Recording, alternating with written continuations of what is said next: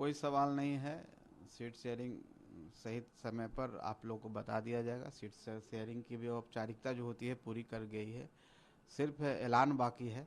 और हम समझते हैं कि 24 से 48 घंटे के बीच में ऐलान संभव है, और हम लोग सब मिल करके एक साथ ज्वाइंट पीसी करके ऐलान करेंगे, इसलिए इसमें कोई समस्या नहीं मांझी है। साहब ने भी अभी बयान दिया है, कहा है कि सब कुछ डन है, बस औपचारिक ऐलान बाकी है।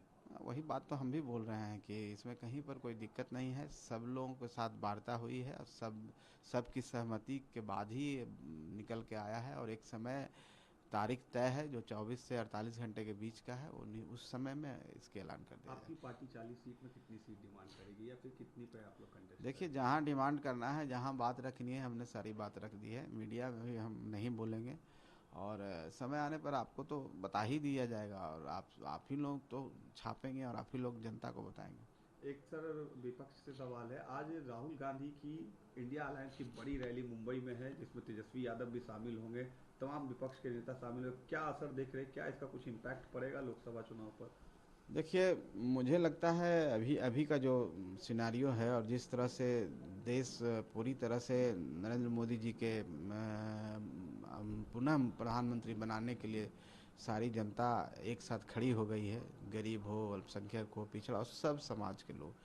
तो हमको नहीं लगता है कि कहीं पर कोई स्कोप है किसी के लिए। बाकी राजनीतिक पार्टी है, राहुल गांधी जी कांग्रेस के नेता हैं, और वो कोशिश कर रहे हैं अपनी पहचान बनाने के लिए। और रैली के माध्यम से हो, पदयात्रा के माध्यम से हो, मेरी उनको भी शुभकामना है कि उनको भी जो उन्होंने सोचा है वो उनको पूर्ण हो। लेकिन अभी समय है, अभी हम समझते हैं कि आने वाला 10-15 साल, 20 साल उनको संघर्ष करना पड़ेगा, सीखना पड़ेगा, क्योंकि कभी उन्होंने सीखा नहीं। चांदी की कटोरी और सोने का चम्मच लेकर के जो व्यक्ति पैदा हुआ हो, जो व्यक्ति का खानदान माने पीढ़ी दर पीढ़ी प्रधानमंत्री जिसने दिया है, और उस तरह का सीख उनको जो कार्यकर्ता के रूप में, पॉलिटिकल पार्टी के रूप में, एक लीडर के रूप में होना चाहिए, वो भी सीख रहे हैं। तो इसी तरह से सीखेंगे, और सीख जाएं तो अच्छा है। सशक्त विपक्ष मिले, और हम लोग सशक्त विपक्ष की भी उम्मीद कर रहे हैं कि कोई ऐसा हो जो पार्लियामेंट में हम लोग की खामियां को बता सके। ऐसी खामी कुछ है नहीं, लेकिन कुछ तो बोल सके। लेकिन आज तो बोलने वाला कोई नहीं, आज तो लड़ाई लड़ने वाला भी कोई नहीं है। जब एक तरफा लड़ाई हो जाता है ना, तो लड़ाई में भी मज़ा नहीं आता है। तो एकदम गेम एक तरफा है, 400 पार है।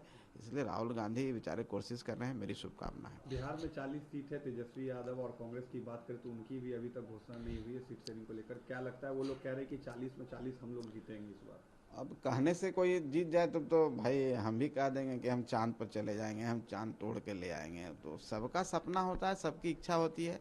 उनकी भी इच्छा है, उनका भी सपना है। उन सपना उनको देखने का अधिकार है, लेकिन जो सच्चाई है ग्राउंड पर, जो जिसको नेकेड ट्रूथ कहते हैं, उनको ही पता होगा। अंतरात्मा की आवाज़ वो सुनेंगे तो उनको ही पता है कि वो क्या हो रहा है। जीरो पर पिछली बार आउट हुए थे, पिछली बार भी लड़े थे दमखम से। कहाँ गया उनका वो दमखम, कहाँ गया उनका जो गमछा हिला करके लोगों को कह रहे हैं। तो इस बार भी वही होना है। हम लोग तो पूरी तरह से आशान्वित हैं कि हम 40 में 40 जीतेंगे। पिछली बार गलती से हम एक सीट रह गया था 40 में। इस बार उस तरह की तैयारी हम लोग कर रहे हैं सब मिल करके, कि जो गलती एक जगह हुआ है उसको भी हम लोग सुधार के 40 में 40 करके बिहार एक इतिहास लिखे। कि और जैसे गुजरात में सभी सीट जिता के जनता देती है, यहाँ से बिहार से भी सभी सीटों को हम लोग भेजेंगे। और जब भेजेंगे तो निश्चित तौर पर हमारा भी बाद में रहेगा कि हमने आपको 40 सीट दिया है। तो बिहार के विकास के लिए और बिहार की जनता के भलाई के लिए, चाहे एक अच्छा नेतृत्व देने के लिए, तो हम समझते हैं कि 40 में 40 सीट बिहार से नरेंद्र मोदी जी को जा रहा है। इसके लिए हम सब मेहनत भी करेंगे, और इसके लिए हम लोग सब आशान्वित भी हैं। एक आखिरी सवाल सर, सेंट्रल एजेंसीज को लेकर प्रधानमंत्री ने कहा है कि सेंट्रल एजेंसीज पूरी निष्पक्षता से काम कर रही है, जीरो टॉलरेंस पे काम कर रही है। इसको लेकर अपोजिशन और जो पार्टियों पर करप्शन के चार्जेस है वो लोग सवाल खड़े करते हैं उनकी निष्पक्षता पर, लेकिन सेंट्रल एजेंसी पूरी जीरो टॉलरेंस की नीति से काम कर रही है देश जाहिर में। सी बात है, देखिए कोई भी एजेंसी, सेंट्रल एजेंसी हो, किसी के गरीब के घर में तो नहीं जाती है। कहीं न कहीं कुछ मामला होता है तभी तो जांच करती है। तो निष्पक्षता तो है ही, लेकिन निश्चित तौर पर जब किन्हीं के यहाँ वो जाती हैं जो भ्रष्टाचार के अथी में डूबे हुए हैं, समुद्र में डूबे हुए हैं, भ्रष्टाचारी रूपी समुद्र में, तो उनके यहाँ जाता है तो उनको तो पेन होगा ही। अब पेन होगा तो कराह, तो आवाज़ तो निकलेगी ही। तो छटपटाहट है, वो कराह है, गलती किए हैं उसका कहीं कहीं उन लोग को ये भी है कि पछतावा हो रहा है कि हमने गलती की है, तो जांच होगा ही। जांच होने के बाद जो समस्या, जो भी उनका जो घोटाला है उजागर होता है, तो जेल का भी सफ़र करने के लिए वो तैयार रहें। तो ये सब कहने से कुछ नहीं होना है, जांच होगा और जो गलत किए हैं वो अंदर जाएंगे ही। कोई निर्दोष व्यक्ति नहीं फंसेगा। अगर कोई निर्दोष व्यक्ति पर कोई फंसाने की भी कोशिश करेगा तो हम नहीं समझते हैं कि उनको कुछ होने जा रहा है। जो गलत हैं तो गलत की सज़ा मिलना ही चाहिए। धन्यवाद।